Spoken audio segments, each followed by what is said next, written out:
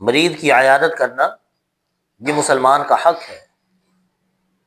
نبی مکرم صلی اللہ علیہ وسلم نے مسلمان کے دوسرے مسلمان پر جو حق بیان کیے ہیں ان کے اندر ایک حق یہ بھی ہے وَإِذَا مَرِضَ فَعُودْهُ، جب میرا بندہ بیمار ہو تو اس کی عیادت کرو۔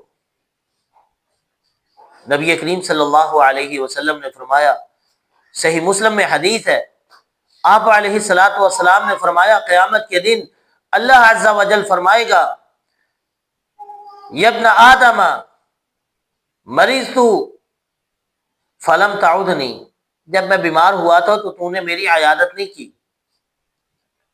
تو بندہ کہے گا یا ربی کیف اعودک وانت رب العالمین، میں تیری کیسے عیادت کرتا، تو خود رب العالمین ہے۔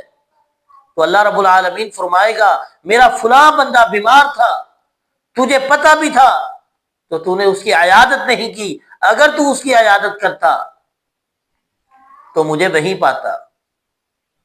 اللہ رب العالمین عیادت کرنے والے بندے سے یہ قیامت کے دن فرمائے گا۔ اور نبی صلی اللہ علیہ وسلم کی جامع ترمذی میں حدیث ہے،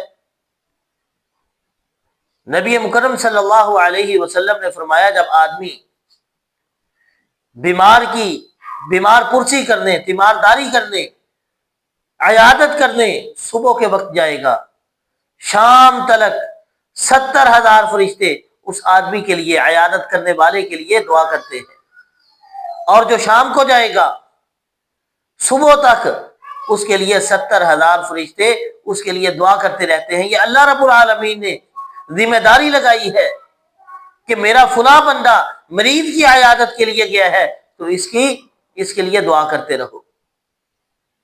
اور جنت میں چنے ہوئے پھولوں کا نبی صلی اللہ علیہ وسلم نے فرمایا جنت میں چنے ہوئے پھول اس کے لیے پیش کیے جائیں گے۔